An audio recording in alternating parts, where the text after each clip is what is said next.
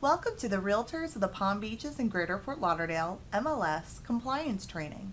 Thank you for being here. Today we will be going over the MLS rules, regulations, and penalties. Section 1. Here's an overview of everything that we will be covering.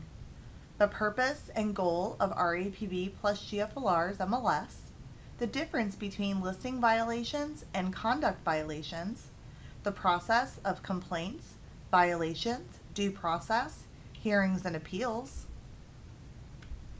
the conduct violation process and top conduct violations, fair housing and the IDX rules, and lastly, commission disputes.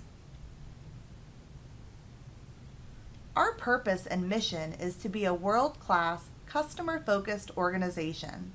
We will achieve this by providing a reliable system, maintaining an accurate and current database, having fair and ethical rules that are enforced consistently and without prejudice, and by improving the awareness of our rules and regulations through education. To understand the rules, you must know the difference between a listing violation and a conduct violation. This is how our MLS distinguishes between minor violations and major violations.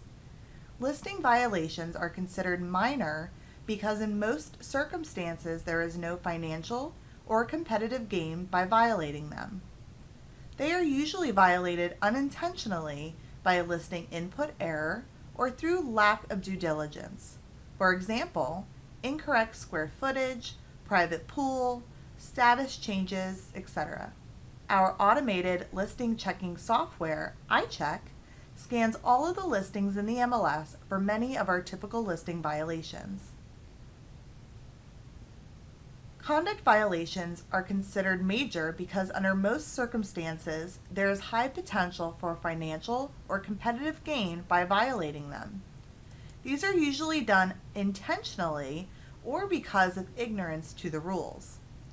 Unlike listing violations, which are data errors, conduct violations are behavioral and are the result of doing an action or failure to do a required action.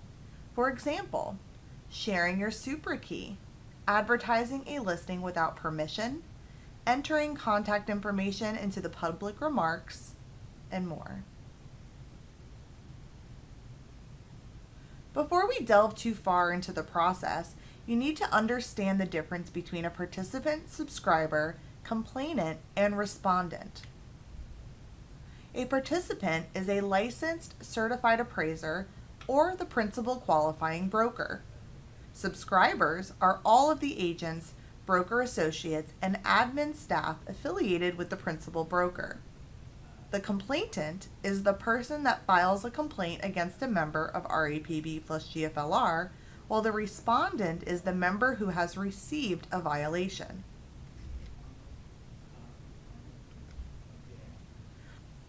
All alleged violations of the MLS rules and regulations must be reported in writing. Unlike most ethics complaints, MLS complaints can be made anonymously. Anonymity means the complainant's name and company will not be provided to the respondent, and they will not be required to attend a hearing. It also means they will not receive updates or the final judgment on their complaint. There are several ways in which you can report a violation. You can click the Report Violation link on the upper right-hand side of the listing in Flex MLS, or the yellow triangle above the address in Matrix. Or you can email the violation to compliance@beachesmls.com. You can also mail your complaint to the address on the screen. If you have any questions, feel free to call us at 561-353-9170. When a listing violation is confirmed to have occurred, the MLS staff will send a written courtesy notice to the participant, subscriber, and/or office administrators.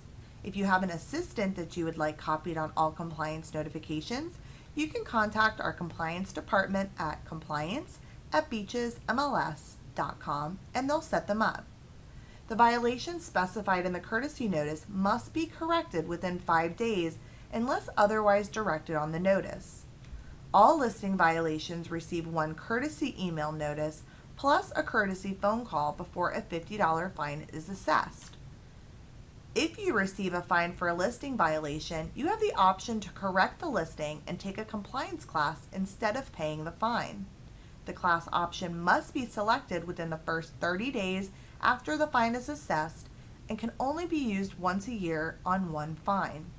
If you receive multiple listing violation fines during the year, you will only be able to waive one of them. A repeat offense of any listing violation within a 6-month time frame is outlined below.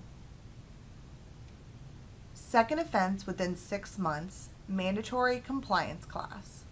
Third offense within 6 months is a $250 fine and mandatory compliance class. On your fourth or more offense within 6 months, there's a $500 fine and a mandatory compliance class. Fines and required classes are levied to the listing agent unless the agent is inactive, and then the responsibility will fall on the broker. Thank you. That is the end of Section 1. Please complete the quiz and proceed to Section 2.